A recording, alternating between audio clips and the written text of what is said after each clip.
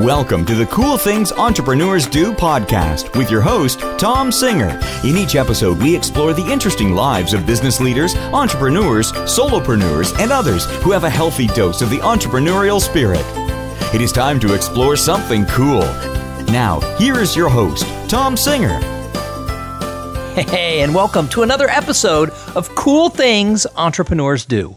Thank you so much for pulling your chair up to the cool kids table, where in every episode, I try to bring a variety of entrepreneurs, solopreneurs, business leaders, people who have jobs who are just entrepreneurial in the way they pull off those jobs, and people from all different types of industries. Now, if you've listened over the last month or so, you know I've had a couple of people from the specialty food world and also consumer packaged goods world, and I find this business fascinating because how hard must it be to start a product that is sold in stores? I mean, I wouldn't even know where to begin if I had the dream of selling a food product, because you need to have somebody create it for you. You need to have it packaged. You need distributors.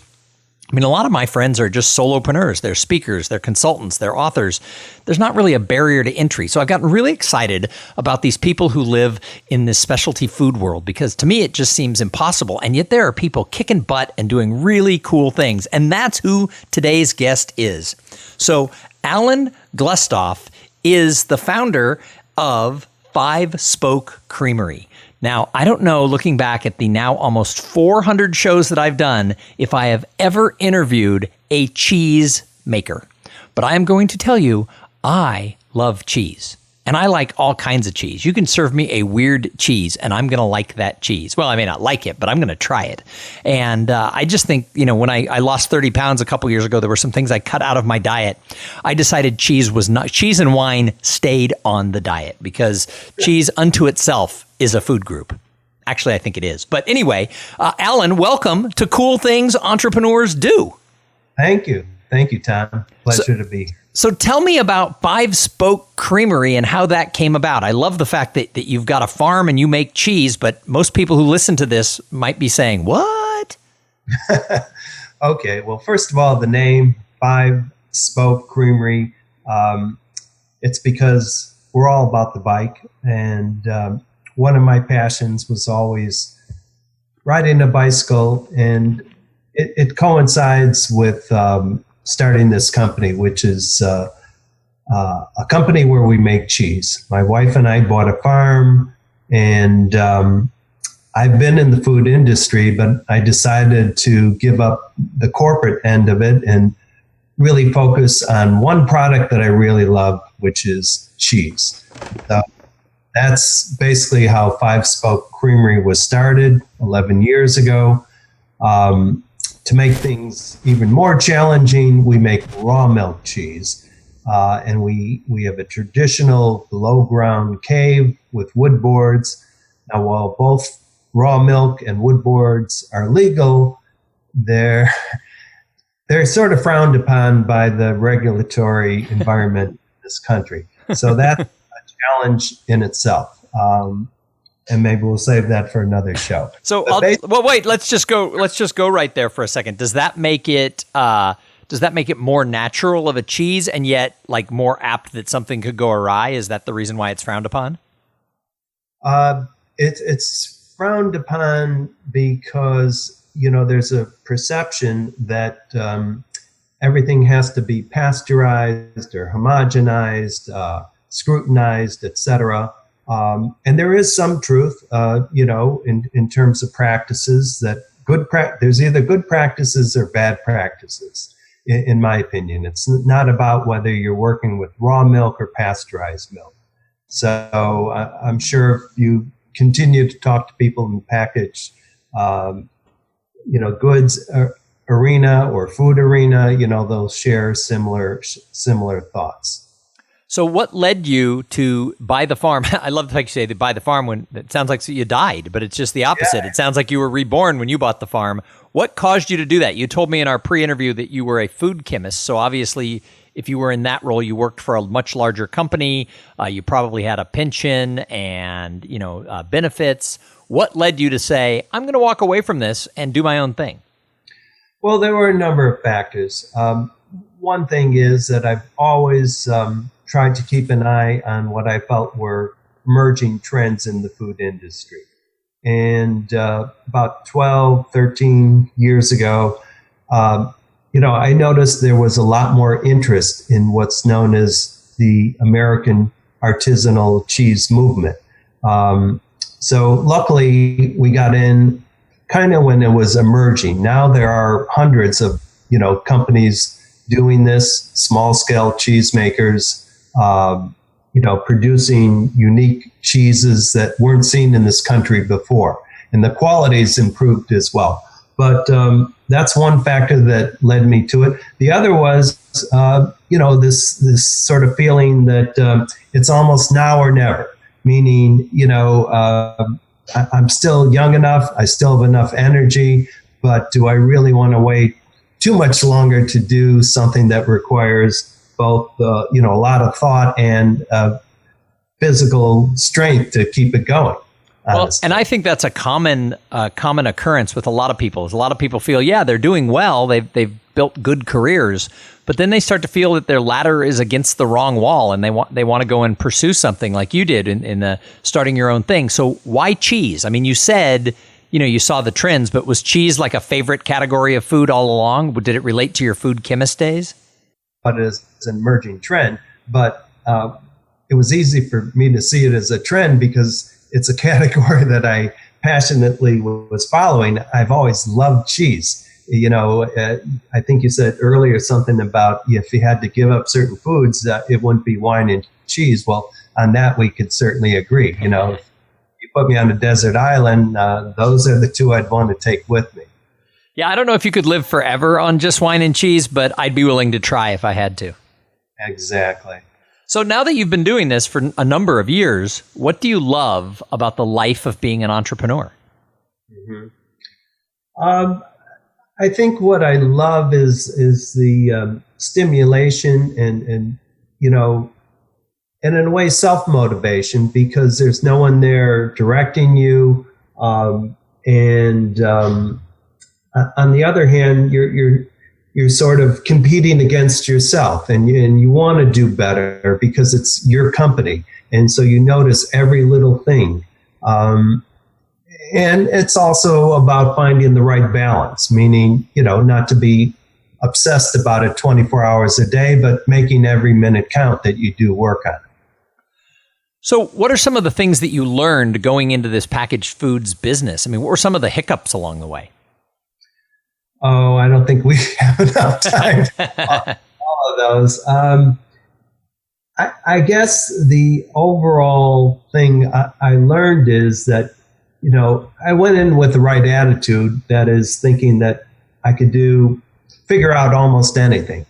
And we do figure it out. But sometimes there is a price, to pay, meaning how long it takes. So for example, I decided not just to make some of the common cheeses that people know. We do make some excellent cheddars, but I wanted to bring back a cheese that actually the FDA had recently banned from this country. It was brought in from France. It's called Mimolette.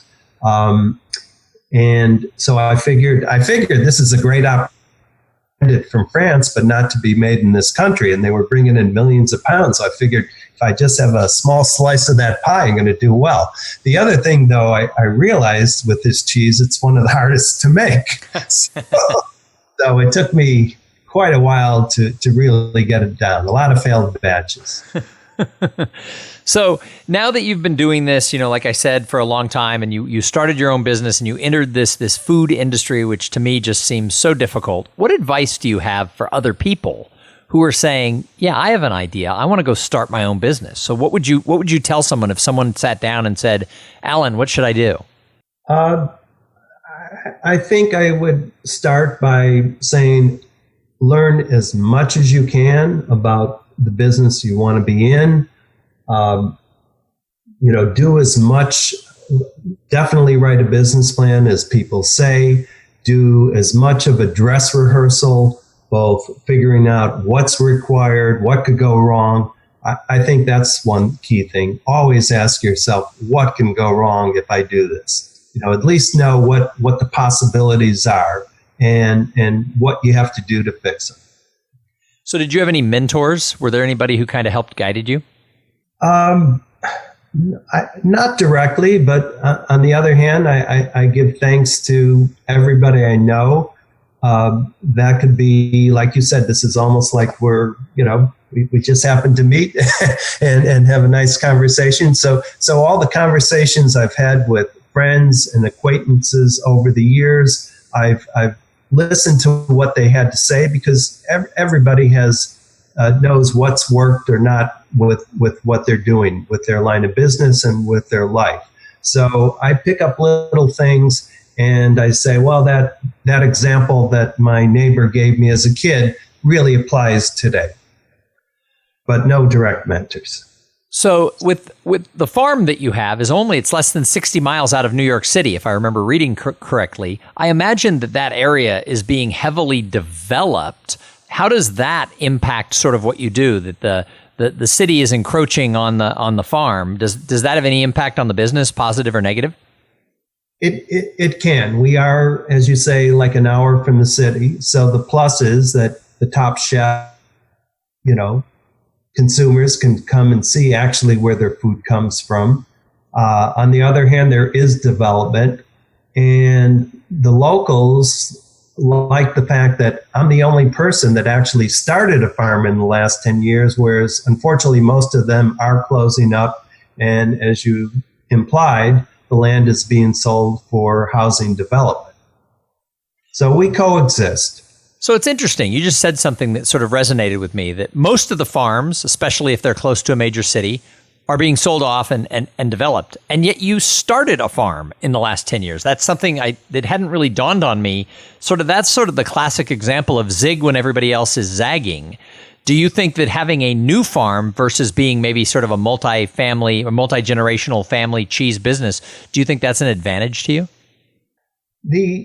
Well, first of all, the farm had been around for over 100 years. It hadn't been used or occupied for maybe 30 years. So this is almost like the Wizard of Oz. I show up after the storm and try and fix it up. The similarity or difference between the multi-generation farms is that, or the plus, as you asked, is that, I'm coming in fresh with a new idea. The other farms that have been around for 100 years have to figure out what new product to do, how to find a value-added product, because they just can't make it milking cows.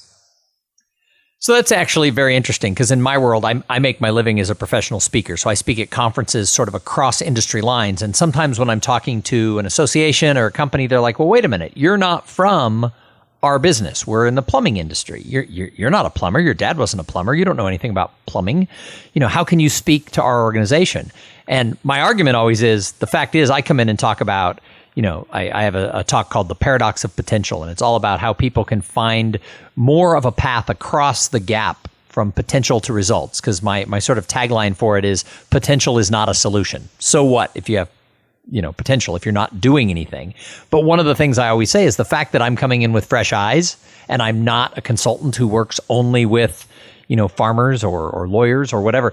Actually, I think it's an advantage. So what you're saying is the fact that you come from a background that's outside of that that you come from an advantage outside of that actually means that your fresh eyes and everything else means you can actually go and just, no one's going to tell you can't do it this way, in other words. Right.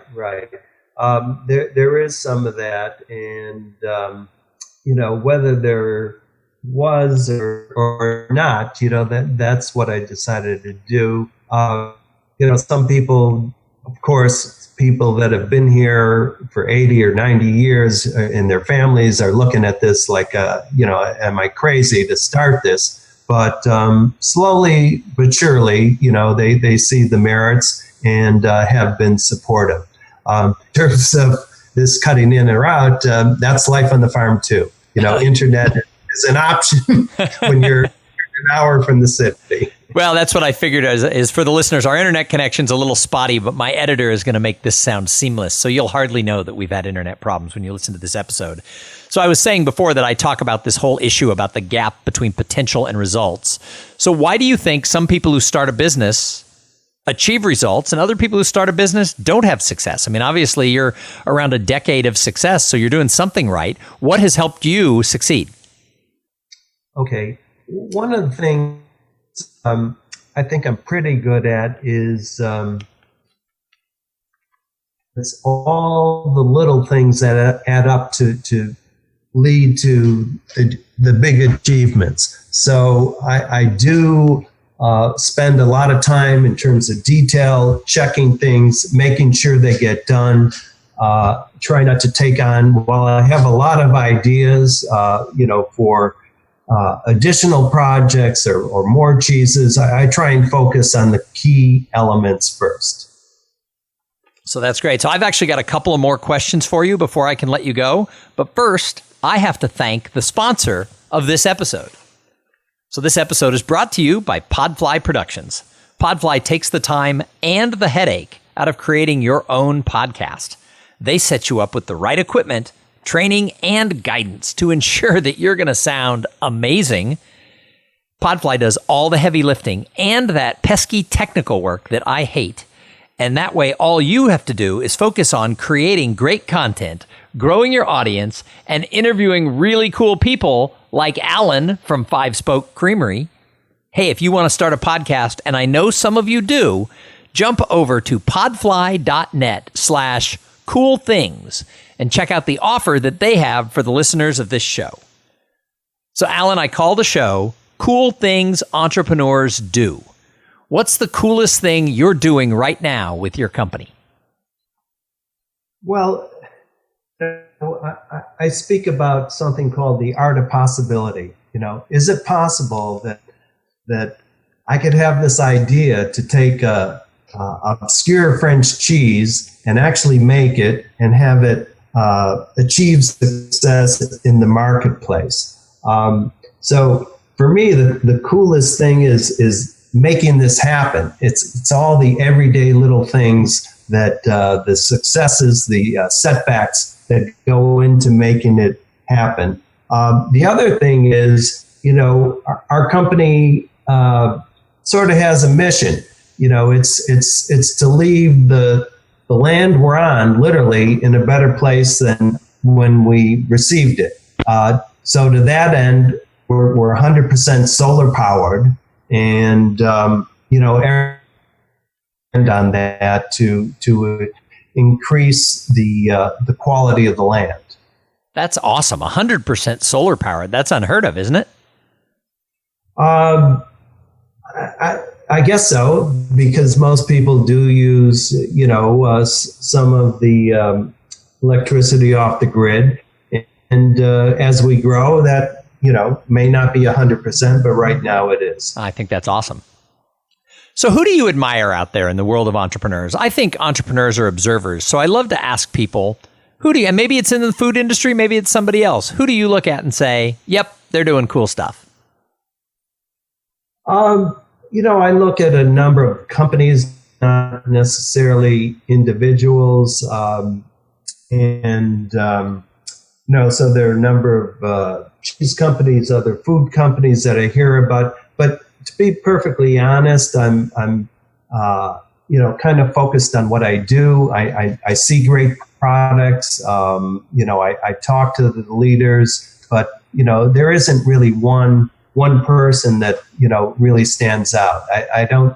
To be honest, I'm not really a TV watcher at all. I'm more likely to be outside, observing what's going on around me. Awesome. So my last question for everybody is, and this might go back to what you were talking about being 100% solar powered, but I love to know what people do that sort of motivates them as an entrepreneur in the way they give back or serve the greater good. Well, okay. What we're trying to do, and this goes back to the product and what we're doing with the land. So, we feel strongly that raw milk products have some really great health benefits that have been lacking in our society for many decades.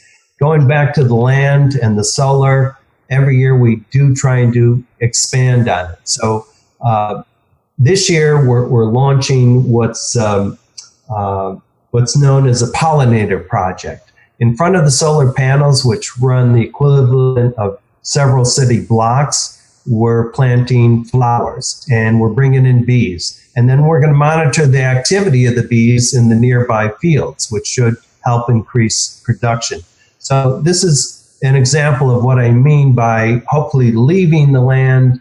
If, I disappeared tomorrow, someone picks it up and say, wow, this place feels and seems and acts, a little better than it was 10, 20 years ago. Well, and I think, bees, that's a huge issue is what's going on with the bees. So I think I kind of think that's cool unto itself that you're doing that. And hopefully you will make an impact on the surrounding community with that work. Hey, Alan, so if somebody wants to try your cheese, how does somebody get a hold of Five Spoke Creamery? Where are you distributed? How do they get a hold of it? Well, I thought you'd never ask. Oh, I always ask. No, geez, I'm kidding. We are national, and in most of the specialty stores like Whole Foods, Stop and Shop, Wegmans, all the independent cheese shops, many fine restaurants carry it. So if you can't find it, just go to our website and write us, and we'll find a store near you. And what is that unique French cheese you're making? What's it called again? Okay, it's based on a mimolette, and we call our version Harvest Moon. Okay. I will go in search of that just because it interests me. We've got a cheese shop here in Austin, Texas that we are huge fans of called Antonelli's. And oh, yes. You know Antonelli's? I just met the owners. Yes, just a few. Great store. It's a great store, and you go in and they have these cheesemongers who they'll let you sample cheese. They'll walk you through things, and my daughters love it when we entertain. We'll take them to Antonelli's, and they'll get to pick all the cheese, and they'll make a cheese tray as sort of the hors d'oeuvres. So I'm going to go looking for Five Spoke Creamery at Antonelli's probably next week. I appreciate it, and I appreciate the opportunity to speak with you today. And it's 5 Spoke. Your website is the number 5 spokecreamery.com. Is that right? Correct. Awesome. Yes, Well, thank you so much for being a guest here on the show. I really appreciate it. This has been a lot of fun. And now I've got a big hankering for like a unique grilled cheese sandwich. Something I did the other day to surprise my wife and kid is I went to Antonelli's and bought a bunch of strange cheeses that would melt well. And I made like 5 different kinds of grilled cheese sandwiches and cut them into quarters. And that's what we had for dinner. Wow. That's one of my favorites as well. Well, thank you. I had a lot of fun today. So let's hopefully do this again. Absolutely. Again, thank you for being on the show. And thank you to everybody who tuned in and listened. I say it every time. If it wasn't for the audience, we wouldn't have a show. Thanks for being part of the Cool Things Entrepreneurs Do family. You can follow us on Facebook or on Twitter, at Cool Podcast on Twitter. Of course, on Facebook, it's Cool Things Entrepreneurs Do. You can find me on all the social medias at Tom Singer, ThomSinger. And we're going to be back in a couple of days with an interview with somebody just as cool as Alan. But in the meantime, I'm going to challenge you. Go out there and have a great day. And go eat some cheese. Thank you for being part of the Cool Things Entrepreneurs Do podcast. Without your participation and listening to these conversations, there is no show. Connect with Tom at tomsinger.com and follow him on Twitter at TomSinger.